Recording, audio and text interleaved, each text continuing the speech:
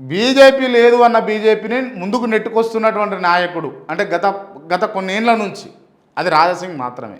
అంటే ఒక ఎమ్మెల్యే గెలిచిండు, అవగాడ బీజేపీ ఉన్నది అని అన్నది కొంత చూపించుకోగలడానికి కొంత పనికొచ్చింది.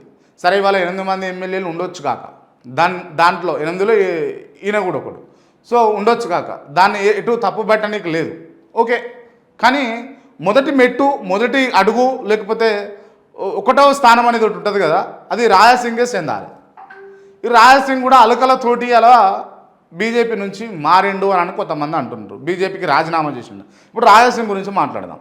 రాజాసింగ్ది ఏంది అని అంటే, రాజాసింగ్ క్లియర్గా అధ్యక్ష పదవి ఎక్స్పెక్ట్ చేసిండు.